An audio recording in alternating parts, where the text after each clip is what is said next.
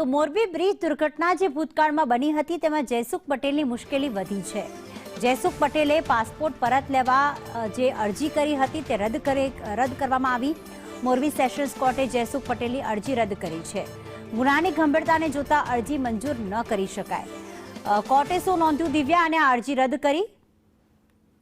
પ્રીતિ, Morbi cable bridge દુર્ઘટનામાં 135 લોકોના મોત થયા હતા। વર્ષ 2022માં બનાવ બન્યો હતો અને આ કેસના મુખ્ય આરોપી તરીકે જયસુખ પટેલે મોરબીની કોર્ટમાં પાસપોર્ટ મેળવવા માટે અરજી કરી હતી અને હંગામી ધોરણે નહીં પરંતુ રેગ્યુલર હંમેશા માટે પાસપોર્ટ મેળવવા માટે અરજી કરી। જોકે સરકારી વકીલે આ અરજી ફગાવવા માટેની રજૂઆત કરી હતી કારણ કે જયસુખ પટેલ છે જે રાજ્યની કે અથવા દેશની બહાર પણ જઈ શકે છે જો તેને પાસપોર્ટ આપવામાં આવે તો તે પ્રકારના દાવો કરવામાં આવ્યો હતો ને જે રજૂઆતને કોર્ટે ધ્યાનમાં રાખી હતી અને જયસુખ પટેલને પાસપોર્ટ મેળવવાની અરજી છે જે કોર્ટ દ્વારા રદ કરવામાં આવી હતી।